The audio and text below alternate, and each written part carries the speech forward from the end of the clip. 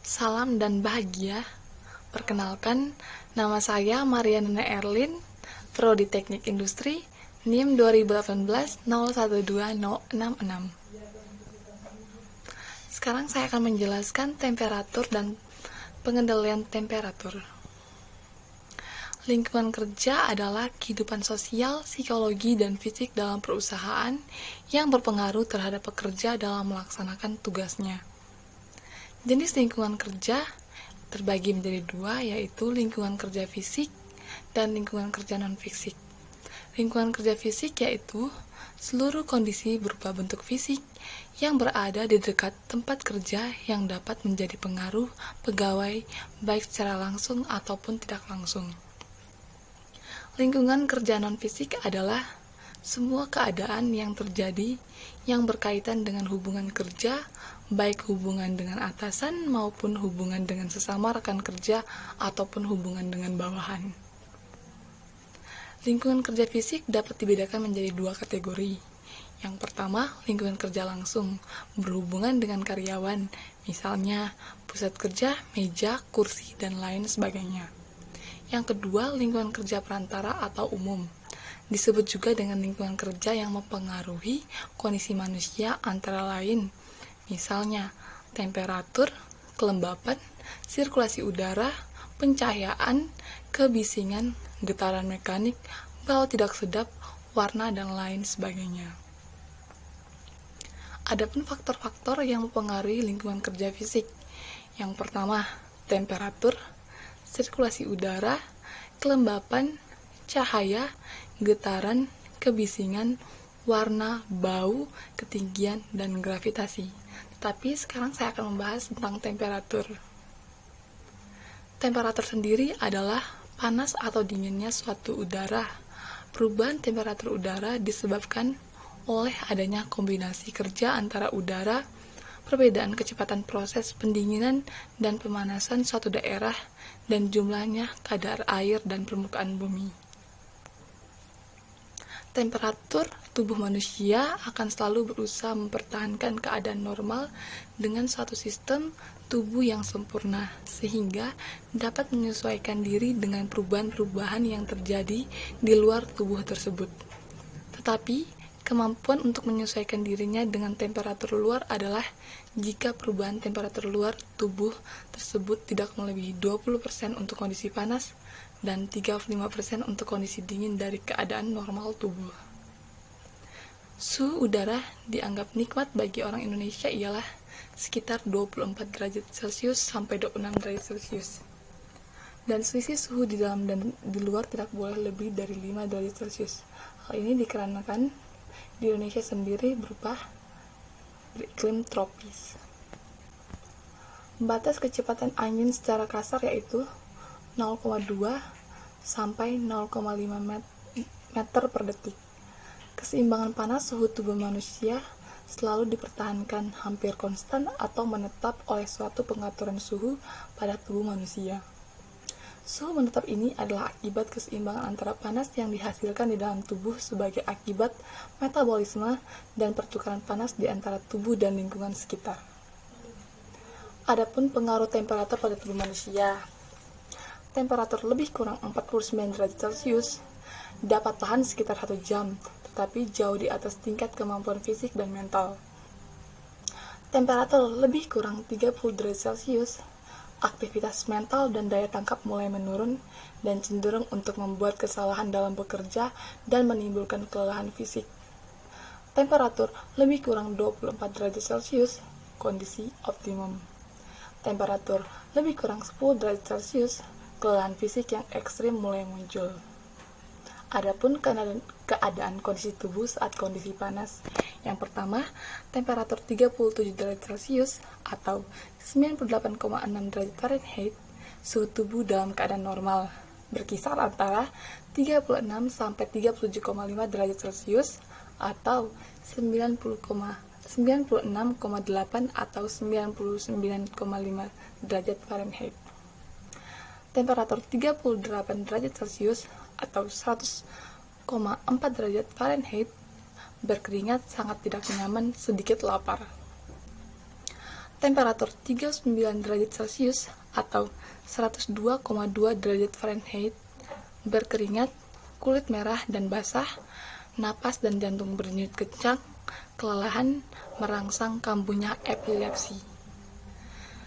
Temperatur 40 derajat Celcius atau 104 derajat Fahrenheit, pingsan, dehidrasi, lemah, sakit kepala, muntah, pening, dan berkeringat.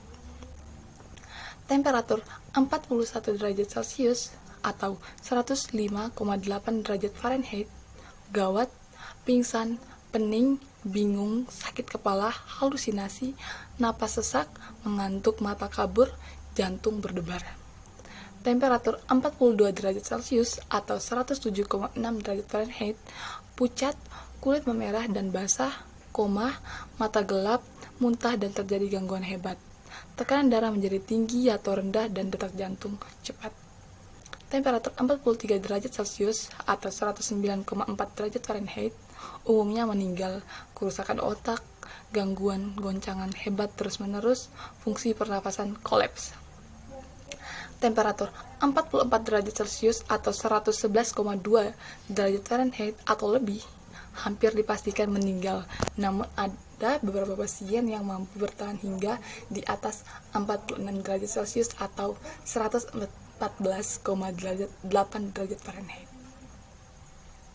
Adapun keadaan kondisi tubuh saat kondisi dingin, yang pertama temperatur 37 derajat Celcius, suhu tubuh normal.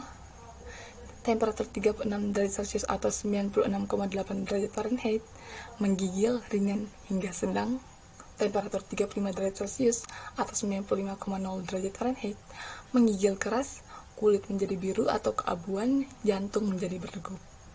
Temperatur 34 derajat Celcius atau 93,2 derajat Fahrenheit, menggigil yang sangat keras, jari kaku, kebiruan, dan bingung, terjadi perubahan perilaku.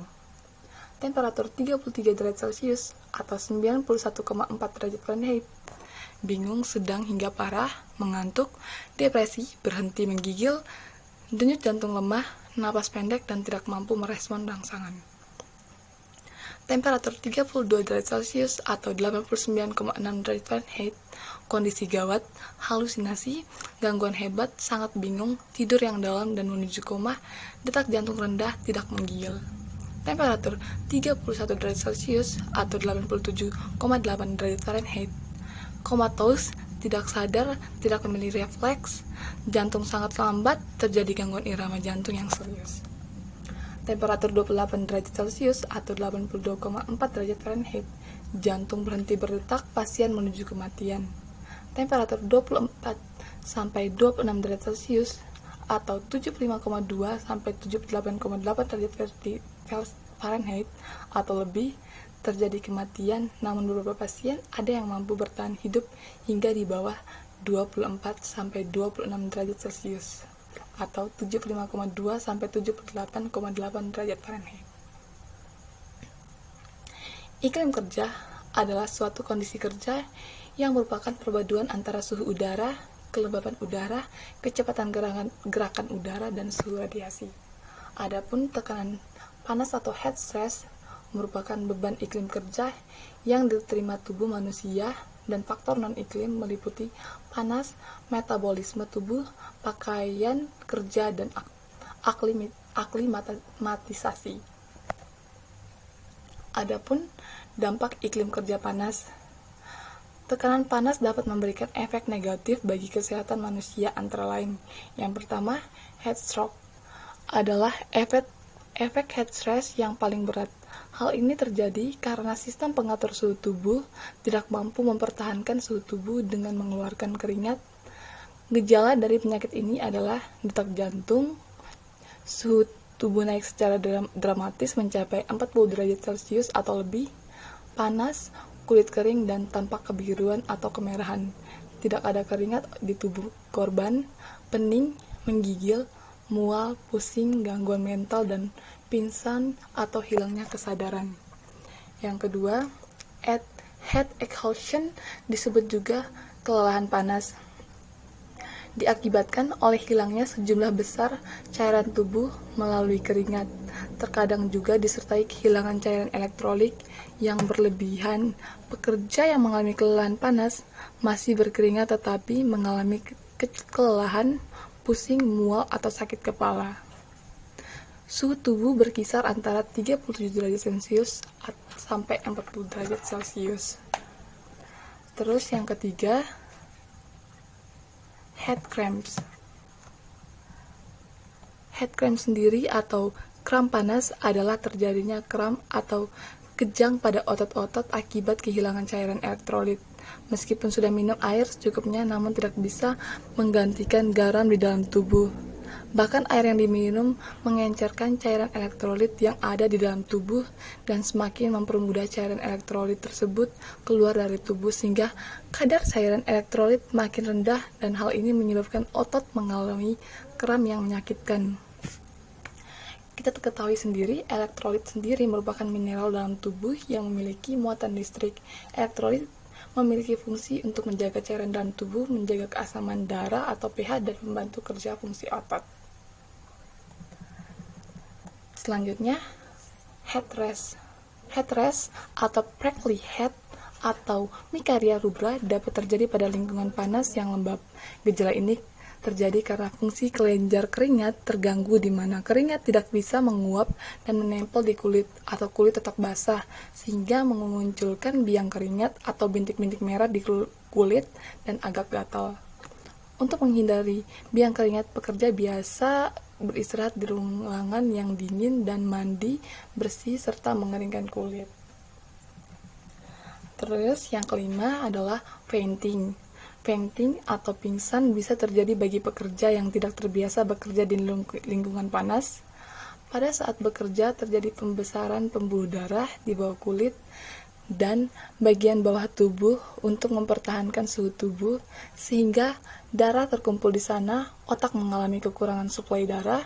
Untuk menanganinya, pekerja yang pingsan dipindahkan ke ruangan yang lebih dingin dan dibaringkan untuk membiarkan darah mengalir ke otak agar korban sadar kembali.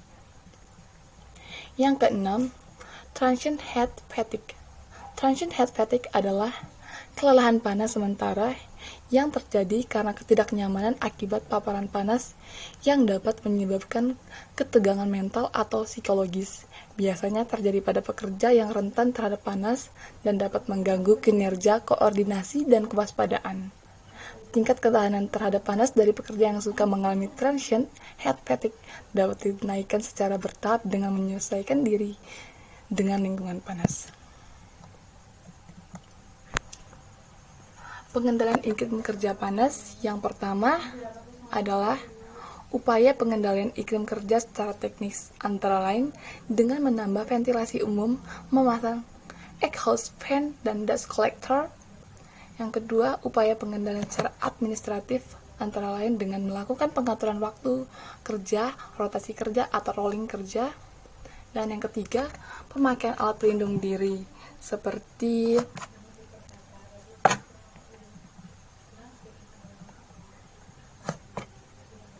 menggunakan pakaian kerja yang tipis atau terbuat dari katun dengan tujuan agar dapat mengurangi penguapan dan keringat mudah meresap. Adapun pencegahan tekanan panas, yang pertama, memperbaiki aliran udara atau sistem ventilasi yang lebih sempurna. Yang kedua, mereduksi tekanan panas di lingkungan kerja yang ada sumber panasnya sehingga diperoleh efisiensi kerja yang baik. Yang ketiga, penerapan teknologi pengendalian untuk menurunkan suhu basah di bawah nilai ambang batas. Yang keempat, penggunaan teknis perlindungan agar tenaga kerja tidak terpapar terhadap tekanan panas dan pemeliharaan kesegaran jasmani tenaga kerja. Yang kelima, penyediaan air minum yang cukup untuk keseimbangan cairan tubuh. Yang keenam, penyesuaian berat ringan pekerjaan. Sekian, terima kasih. Salam.